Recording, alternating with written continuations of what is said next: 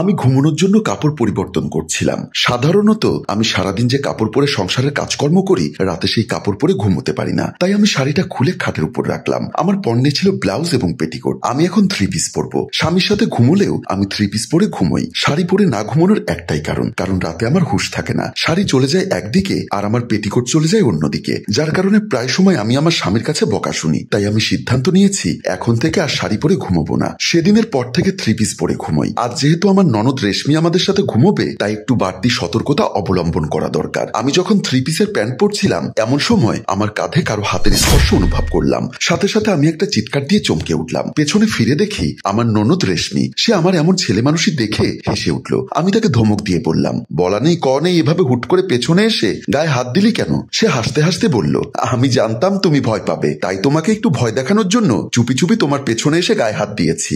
এখন আমার সন্দেহ হচ্ছে বাথরুমে উকি দেওয়া চোখটাই মনে হচ্ছে তোর। না ভাবি, সত্যি বলছি, আমি কখনো তোমার রুমে কিংবা বাথরুমে উকি দেইনি। আর তুমি এভাবে ভয় পেলে কেন? ভয় পাবো না? এমনিতেই আমি বাথরুমে গোসল করতে গেলে চোখ একটা দেখি, ঘুমোতে গেলে দরজার ফুটো দিয়ে চোখ একটা দেখি। আরে বাবা, আজকে হুজুর এসে দোয়া দুরুদ পরে ঘর বন্ধ করে গেছে, তুমি এখনো ভয় পাচ্ছ?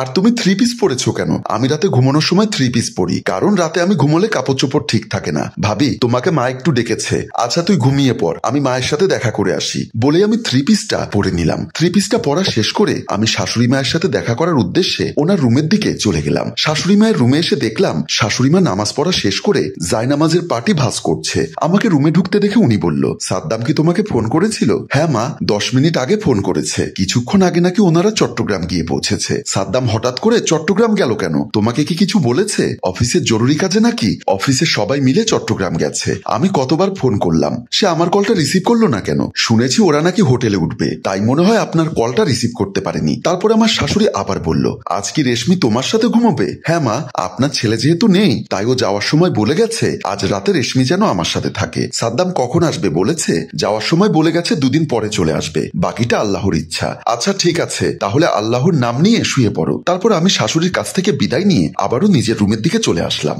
আমি রুমে আসতেই দেখতে পেলাম রেশমি আমার মোবাইলটা হাতে নিয়ে বসে আছে। মোবাইলে অনবরত রিং পড়ে যাচ্ছে। কলটা রিসিভ কর, কে ফোন করেছে দেখ। ভাইয়া ফোন করেছে, তাই আমি রিসিভ করছি না বলেই মোবাইলটা আমার হাতে দিয়ে দিল। আমি কলটা রিসিভ করে বললাম, আসসালামু আলাইকুম। ওয়ালাইকুম আসসালাম। ডিনার করেছো? হ্যাঁ, একটু আগে করেছি, এখন শুতে এসেছি। রেশমি কি তোমার সাথে ঘুমোচ্ছে? হ্যাঁ। তুমি এখন কোথায়? আমি হোটেল রুমে বসে আছি। অফিসের সবাই বাইরে ঘুরতে বের হয়েছে, তুমি যাওনি কেন? বাইরে বেশি ঘোরাঘুরি আমার পছন্দ না, তাই আমি যাইনি। আর বাইরে বের হলে কি তোমার সাথে কথা বলতে পারতাম? জানোই তো আমি সুযোগ পেলেই তোমার সাথে কথা বলতে পছন্দ করি। হয়েছে, এতই যদি ভালোবাসতে তাহলে আমাকে সাথে করে নিয়ে যেতে। আরে বাবা, বোঝো না কেন?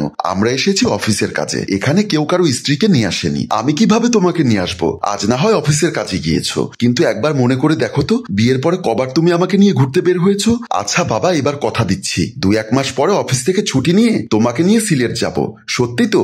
সত্যি সত্যি সত্যি, একেবারে 3 সত্যি। আচ্ছা ঠিক আছে, খাওয়া দাওয়া সেরে ঘুমিয়ে পড়ো। আমি আর রেশমি এখন ঘুমিয়ে পড়বো। আচ্ছা রাখছি তাহলে, ওকে, আসসালামু আলাইকুম। বলে আমি মোবাইলের লাইনটা কেটে রেশমির সাথে ঘুমানোর জন্য খাটে উঠে গেলাম। আমি আর রেশমি ঘুমিয়ে আছি। রেশমির ঘুম আসলেও আমার ঘুম আসছে না। আমার বারবার সাদ্দামের কথা মনে পড়ছে। জানি না হোটেলে লোকটার ঘুম আসছে কিনা। প্রতিদিন রাতে তাকে আমার মাথা টিপে দিতে হয়। সারাদিন অফিসে পরিশ্রম করে, তাই মাথাটা নাকি ভন ভন করে। আমি মাথা টিপে না দিলে তার ঘুম আসে না। এখন কিভাবে ঘুমোচ্ছে আল্লাহ জানে। পাশ ফিরে দেখি রেশমি মনের সুখে ঘুমোচ্ছে। ঘড়ির দিকে তাকিয়ে দেখি রাত 1:30 বাজে। মনে মনে ভাবছি সাদ্দামকে একটা কল দিয়ে দেখবো কিনা। মোবাইলটা হাতে নিয়ে কল দিতে যাব, এমন সময় আবার ভাবলাম এত রাতে কল দিলে তার পাশে থাকা লোকটি কি না কি মনে করবে। নিশ্চয়ই হোটেলে সে একা ঘুমোচ্ছে না, সাথে কেউ থাকবে। তাই কলটা না দিয়ে মোবাইলটা আবারও বালিশের পাশে রাখলাম। হঠাৎ দরজার দিকে আমার চোখ চলে গেল। দরজার দিকে চোখ পড়তেই আমি চমকে উঠলাম। আবারও সেই চোখ তীক্ষ্ণ দৃষ্টিতে আমার দিকে তাকিয়ে আছে। আমি চমকে উঠে বুকে থুথু ছেটালাম। ভাবলাম দেখার ভুল হতে পারে, কারণ আজ সারাদিন আমার মাথায় সেই চোখটি ভাসছিল। তাই শিওর হওয়ার জন্য চোখ কচলিয়ে আবারও দরজার দিকে তাকালাম। এখনো সেই চোখ আমার দিকে তাকিয়ে আছে। এবার আমি সত্যি সত্যি ভয় পেয়ে গেলাম। সাথে সাথে একটা চিৎকার দিয়ে ঘুমন্ত রেশমিকে জড়িয়ে ধরলাম। ঘুমের মধ্যে থাকা রেশমিও লাফ মেরে উঠে গেল। সে কাঁপতে কাঁপতে বলল, ভাবি কি হয়েছে? এত রাতে তুমি চিৎকার দিয়ে আমাকে জড়িয়ে ধরলে কেন? চোখ? কোন চোখ? কার চোখের কথা বলছো?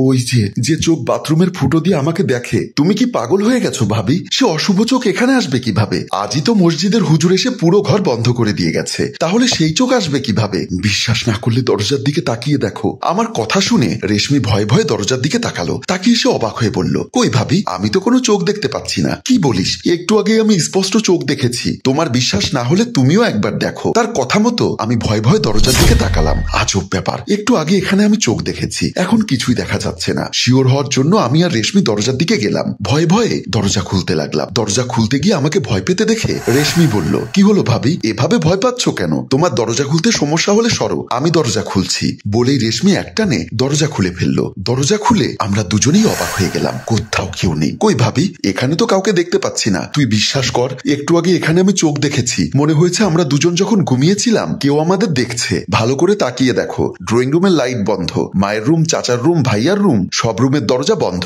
তাহলে এখানে কি চোর এসেছে? হলেও হতে পারে, চল আমরা চুপে চুপে সব রুম চেক করে দেখি। বলেই আমি রেশমিকে নিয়ে সব রুম চেক করতে গেলাম। ড্রয়িং রুমে এসে দেখি সব ঠিকঠাক আছে, কোথাও কারো অস্তিত্ব টের পেলাম না। কই ভাবি, ড্রয়িং রুমে তো কাউকে দেখতে পেলাম না। আমার কেন জানি মনে হচ্ছে রান্নাঘরের দিকে গেলে তাকে আমরা হাতে নাতে ধরতে পারবো। চলো তাহলে চুপি চুপি রান্নাঘরের দিকে যাই। আমি রেশমির সাহস দেখে অবাক হলাম। আমার চেয়ে কম করে হলেও 10 বছরের ছোট হবে রেশমি, অথচ সে কতটা সাহসী, আর আমি একটা ভিতুর ডিম। তারপর আমরা দুজন পা টিপে টিপে রান্নাঘরের দিকে গেলাম। রান্নাঘরের দিকে গিয়ে আমি একটা চিৎকার দিয়ে রেশমিকে জড়িয়ে ধরলাম। রেশমি বলল, কাউকে দেখেছো নাকি?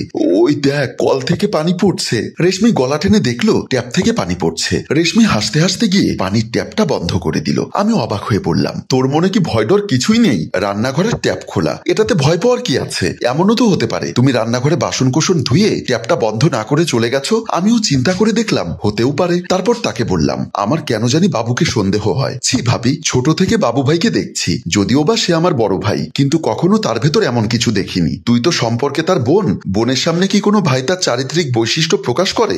যেহেতু এখন সে টকবগে যুবক, তাই যে কোনো সময় শয়তান ওর উপর ভর করতে পারে। চল আমরা একবার চুপি চুপি তার রুমের দিকে গিয়ে দেখি। যেমন কথা তেমন কাজ। আমরা দুজন চুপি চুপি বাবুর রুমের দিকে গেলাম। আমরা যখন চুপি চুপি বাবুর রুমের দিকে গেলাম তখন দরজার সামনে আসতেই আপত্তিকর একটা শব্দ শুনতে পেলাম, যে শব্দটা সচরাচর স্বামী স্ত্রী মিলন করার সময় হয়। আমি আর রেশমি চমকে উঠলাম। এত রাতে বাবুর রুমে একটা মেয়ে কোকানোর শব্দ শুনলে যে কেউই অবাক হবে। রেশমির চোখ কপালে উঠে গেল। তার চেহারা দেখে বুঝতে পারলাম শব্দটা সে চিনতে পেরেছে। আমার মনে প্রশ্ন জাগলো, যে মেয়ের এখনো বিয়ে হয়নি সে এই শব্দ কিভাবে বুঝতে পারলো? সেই উত্তর না খুঁজে আমি রেশমিকে বললাম, কোনো শব্দ শুনতে পাচ্ছিস? হ্যাঁ, এটা কিসের শব্দ বুঝতে পারিস? আমার প্রশ্ন শুনে সে অবাক হয়ে আমার দিকে তাকিয়ে বলল, ভাবি আমি এখন ম্যাচিউর, কিন্তু আমি ভাবছি এত রাতে ভাইয়ার রুমে কোন মেয়ে আসলো। চল রুমে গিয়ে হাতে নাতে ধরি। না ভাবি, আমি যেহেতু ছোট বোন, সে কিন্তু লজ্জা পাবে। তাছাড়া ওরা এখন যে কি অবস্থায় আছে, ওই অবস্থায় ভাইয়ার সামনে যেতে আমারও লজ্জা লাগছে। তার চেয়ে বরং আমি এখানে দাঁড়াই, তুমি রুমে ঢোকো। এখন যাওয়াটা কি ঠিক হবে?